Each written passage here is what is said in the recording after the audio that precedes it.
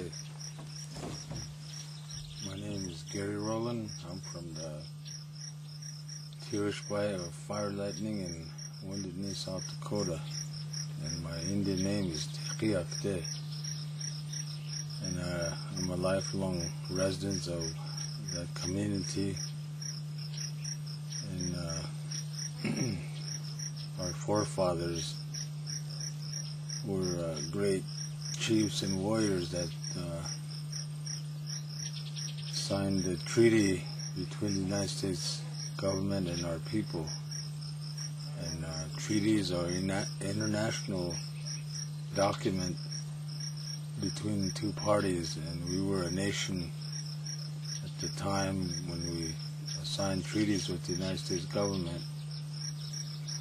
And today is like, this year is 2009.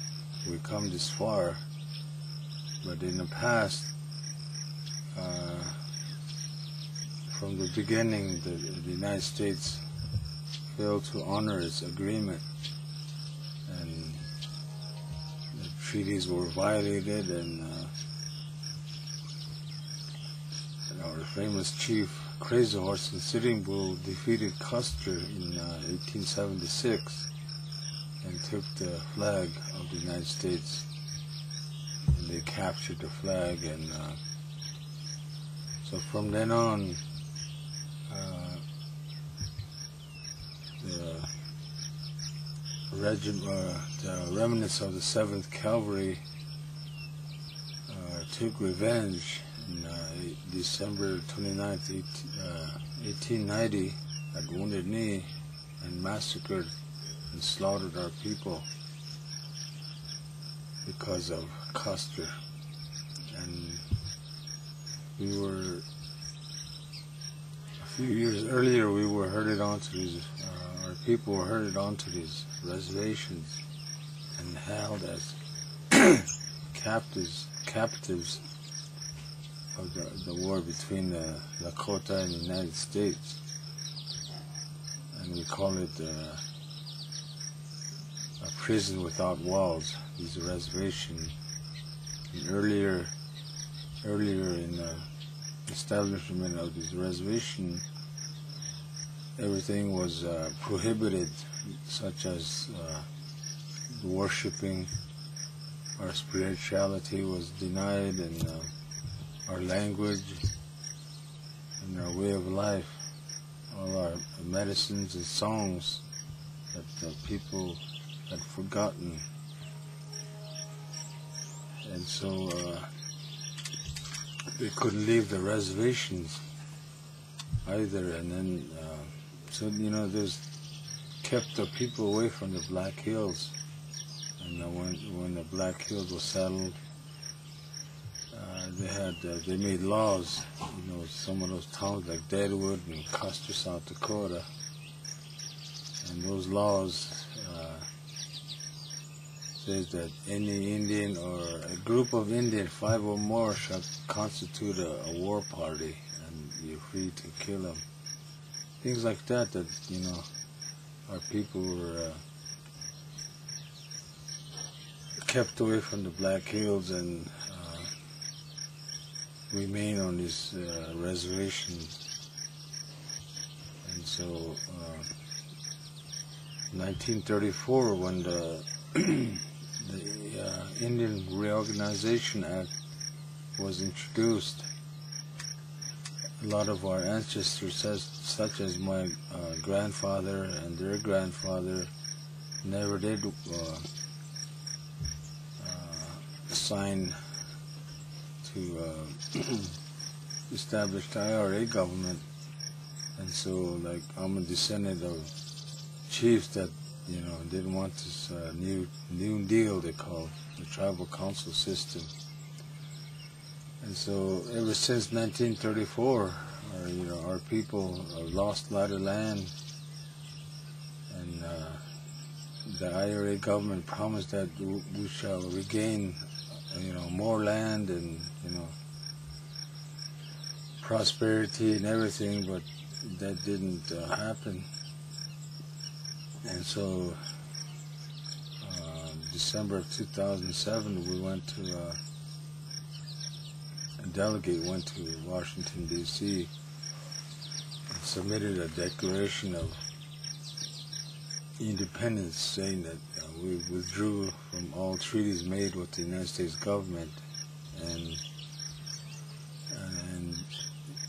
be a sovereign before before the treaties were signed, and the territory right now, the Republic of Lakotah, the territory is a 5-state area: Nebraska, Montana, Wyoming, North and South Dakota.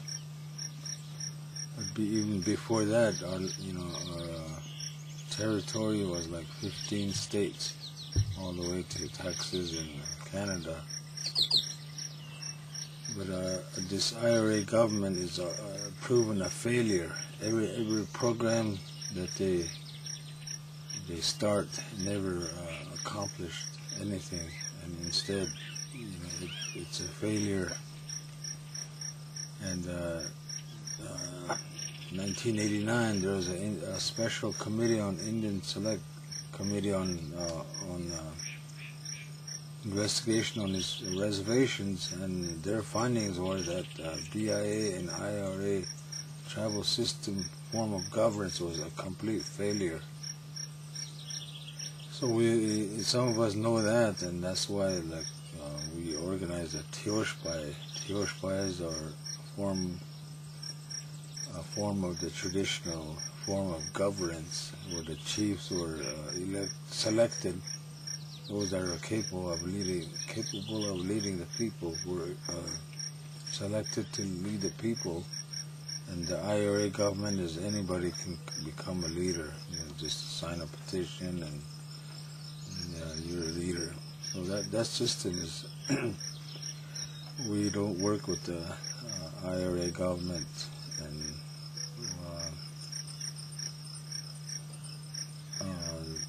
we have to be free and to do as we please.